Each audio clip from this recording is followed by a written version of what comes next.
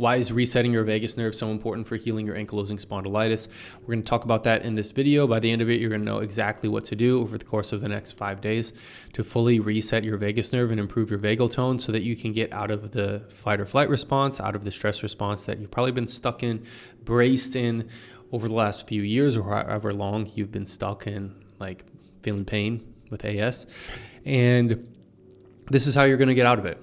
So it's pretty cool. This is super important for my healing journey. I've been pain-free for the last few years. I've had ankylosing spondylitis since I was 12. I'm 38 now. So there's over 20 years of me feeling pretty bad. And discovering these things slowly, one at a time, and incorporating them into my routine was key to my healing. But you're going to be able to do it all in just 5 days. So that's pretty awesome. So let's dive in. We're going to talk about exactly what the vagus nerve is, how to reset it, and all that good stuff. So let's go for it. So resetting the switch that's been holding your body in a stress response for years. Your body didn't arrive at this stressful inflamed state by thinking. So you can't think your way out of it. It's not like you got stuck in this logic trap and now you can just think positively and be less stressed, all right? Talk a lot about mindset, projecting your future reality and how you want to feel and manifesting that. All that stuff is great. That's like fine and dandy. But with the vagus nerve, it's literally a button that you can push inside of your body to get out of this stressful pain cycle that you are stuck in. So what exactly is your vagus nerve and what does it do? It's the longest nerve in your body. It runs from your brainstem down through your neck, through your chest, and all the way into your gut. It touches your heart, your lungs, your stomach, your intestines. And your immune system is something that it affects directly. And it's the main line for your rest and recover side of your nervous system, also known as the parasympathetic side of your nervous system. Like paramedic, right? Para, returning to. So it's returning you back to a chilled out state, which is exactly where you want to be. How your vagus nerve switches your stress response off. Your body has two settings, and your vagus nerve is the switch between them. Setting one is threat. This is if you're being chased by a bear. Your stress hormones climb, your digestion slows down. You don't need to digest stuff when you're being chased by a bear, right? And that's why if you have this stressful state that you're stuck in all the time, it can lead to more gut health problems. And when your stress hormones are always high, you don't digest stuff as well. That's because your body thinks it's being chased by a bear and it doesn't need to focus on digestion. Your immune system moves into attack mode. Your breathing goes shallow and high and into your chest, which is why breathing deeply with your diaphragm is one of the best ways to re-engage the vagus nerve, which we'll talk more about it in a second. And your muscle brace, aka you get tension throughout your body, which we have enough tension and stiffness going on with ankylosing spondylitis, so we don't need any more of that. That setting is fine. It's supposed to happen as long as it's only for about 20 minutes, like I said, when you're being chased by a ferocious beast. But then it should switch off, but yours hasn't. So the other setting besides that is your heart rate comes back down, your digestion restarts, your muscles let go, your immune system settles, and that's exactly what we want to do by resetting the vagus nerve. What low vagal tone means, like in your body and your pain. What low vagal tone feels like in your body and for your pain. So there's a term for how well that switch works, and it's called vagal tone. Just think of it like if you're building muscle and your muscles have good tone definition, that's kind of the same thing with the vagus nerve. So high vagal tone means you go up when you need to and come back down quickly afterwards, which is what we want. Low vagal tone means you go up easily and you don't come back very well. So that reflex doesn't happen.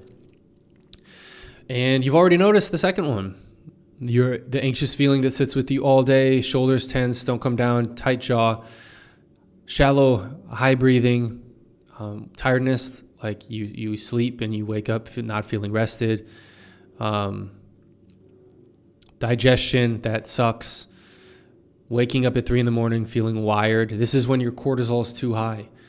There's some other tips that I have on that, but we're going to stay focused on just the vagal tone thing. All right, screw it. I'll just tell you, take a teaspoon of Manuka honey before bed. It'll help you not wake up like this by not spiking your cortisol, because it'll keep your glucogen levels high in the liver. All right, I'll digress. That's the one tangent for this video, I swear.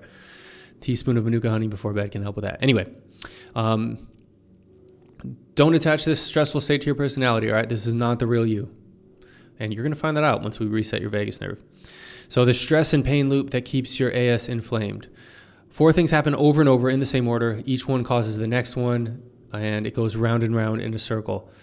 The thing that started it was an actual threat. So if you picture step 1 as a threat, this is something you actually experienced that was legitimate to your body and your brain and your mind and your soul. Maybe you lost a loved one. You went through some trauma. You had a bad stretch in life.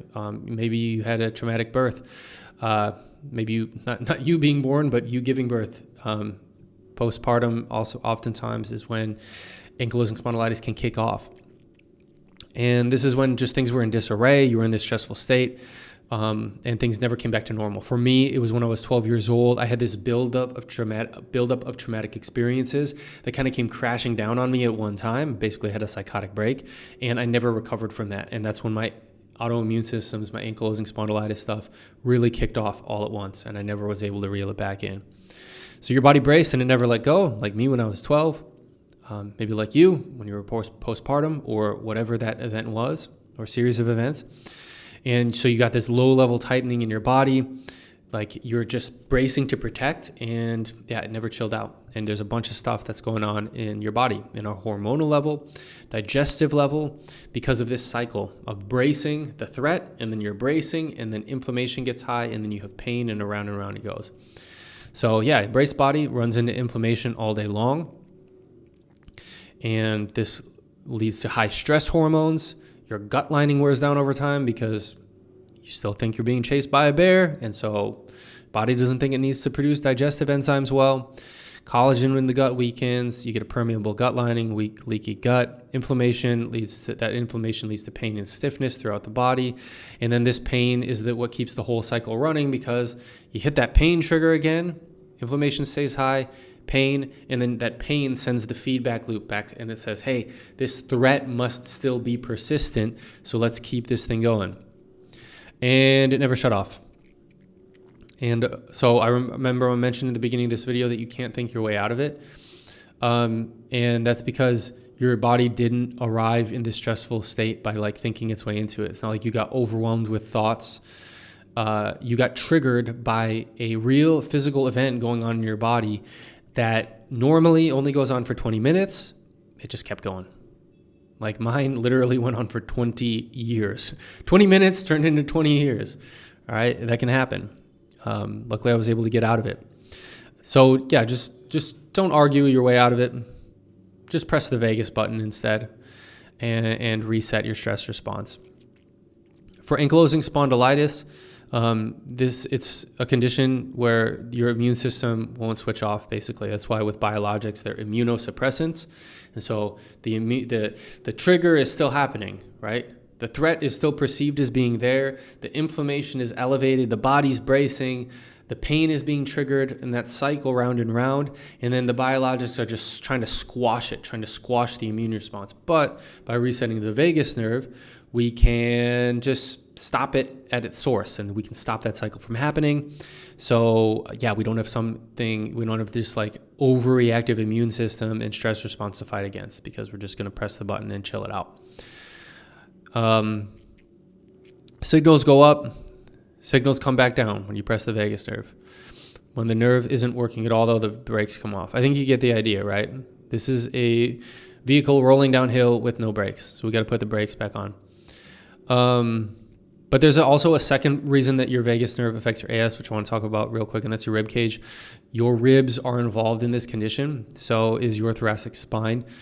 And when your rib cage stiffens, your breathing changes, and this is where it really gets hard to bring yourself back out of the stressful state, because your number one tool in resetting your vagus nerve, activating the parasympathetic nervous system, bringing everything back down to normal, is to breathe into it. When you breathe into it, you put pressure on the vagus nerve, and it massages it, improves vagal tone, and you're able to bring everything back down. But over time, you just start to suck at breathing deep and putting pressure on that vagus nerve, because you have pain in this area. Like, all of this is in pain. So, you're not going to be able to put pressure on it, because when you feel pain, you don't want to breathe into that pain. So we got to get rid of this tension, work into this tension. For me, I went ham on my ribs and my spine. I'd have this move called the diaphragm destroyer. It's not in this protocol because it's a little bit too gnarly and nobody would be able to tolerate doing it. I'm a special snowflake. I just have a really high pain tolerance.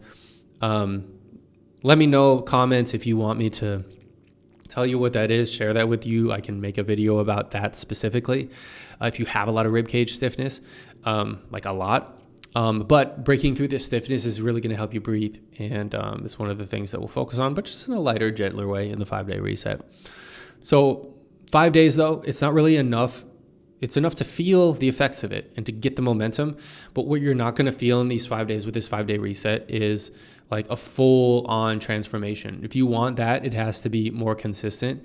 And in order to do that, like you just need more time with it. So that's what we do with our one-on-one clients or in the AS Lab, our community, is when you have an opportunity to do it consistently and get support and get questions answered and all that. But this is a great like starting point. So what people most often report though is days 1 and 2, something shifts straight after the morning session and then fades over the next few hours. But you will feel yourself after day 1, like you're going to feel a lot better. You're going to feel invigorated. A lot of that is just breathing more makes you feel good, especially if you've been breathing really shallow. But because we're doing it in a way that's intentional, and we're doing a couple other things too sprinkled in there, because there's about 6 different like exercises that we do throughout each day and over the course of the week. Things are really going to start to wake up and you're going to feel refreshed really, really fast. Day 3 is the most common day for people to notice their breathing is different without having to think about it. Deeper, lower, quieter. We do these different exercises throughout the day. And so just doing these exercises is going to expand your rib cage, expand your breathing, and you're going to start to get that muscle memory to sink in a few days into it. And so you'll just naturally be breathing a little bit better throughout the day, not just during the exercises themselves, but in between. And that's one of the things that we really want to shoot for, is to take the exercises and let it carry into the rest of your day so you have that muscle memory, because you should be you're breathing throughout the day anyway, so you might as well be breathing deep and good and full, and just be massaging the vagus nerve a little bit with each breath. What you might also get is a wave of emotion during or after the belly massage that might seem to come out of nowhere. And this is my morning reset. And so we'll talk about this in a sec. But the morning reset is something that I found just by years of experimentation. And I was like, you know what? This is an area of general rule of thumb I realized with healing and like being intuitive with my own body is, if something hurts, just breathe into it and feel it. Literally feel it. Put your fingers on it, push into it, give it sensation to feel. Try to relax it. If it's stiff, relax it, massage it, do whatever you can. Hit it from the inside with deep breathing, hit it from the outside with your hands and your fingers and anything else you can. And so that's what we do in this 5-day reset, and especially with the morning reset exercise. But be prepared. You might have some emotional release when you do this. Breathing alone, breathwork alone can give you a big emotional release stored emotions.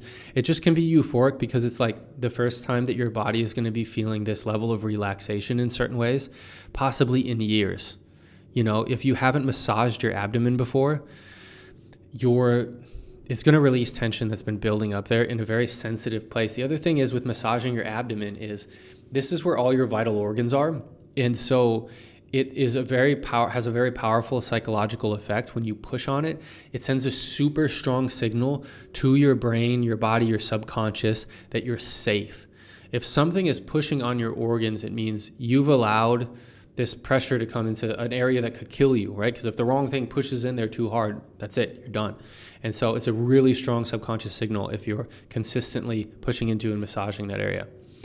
Okay, so let's talk about the 6 techniques that you'll be using throughout the 5 days. So the morning reset, you're going to do every morning, all right? And this is basically where you do a hyperventilation style breathing, where you breathe off a lot of CO2 quickly, and it allows you to hold your breath longer. And so you're going to push all the air out, hold the exhale, and then that's going to get all the air out of here. So you'll be able to push more deeply into your abdomen and massaging it. And that's basically what it is. And then you breathe in, hold it, and you're basically going to squeeze You're going to Kegel. That's when you squeeze it like you're trying to hold in and not go to the bathroom, right? And then you're going to push as if you're trying to breathe out, but without opening your mouth. And so you're going to take all that air pressure inside, and as you do that breathe out move without opening your mouth, because there's nowhere for the air to go, it's going to stretch yourself from the inside out, really expanding all the air that's in here against the inside walls of your abdomen and whatnot. And that's going to put a bunch of pressure on your vagus nerve. And so it's going to massage it really strongly. And you're going to do that a few times as you hold the air in, that pushing out sensation. And that pressure will massage the vagus nerve really strongly. All right, that's one. The other is deep breathing with a long exhale. So there's a lot of research that just deep, slow breathing helps improve vagal tone for the same reason as holding the air and pushing, pushing against the walls of your abdomen and your chest, pushes pressure on the vagus nerve. This deep breathing with a long exhale does the same thing in a more gentle way. So we're going to do that too. Then we're going to do breath holds. So improving your CO2 tolerance, just holding the breath as long as you can, breathing in, holding it, breathing out, holding it, just as an exercise on its own. This improves vagal tone. And then humming. We're going to hum. You might be familiar with an Om if you're in yoga circles. And this humming, it also stimulates the vagus nerve.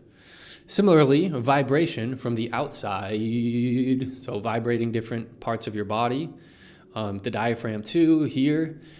You can take a massage gun and do the same thing, or you can just do it with your fingers and hands. This also stimulates the vagus nerve. Then we're also going to do a tongue pull, my favorite.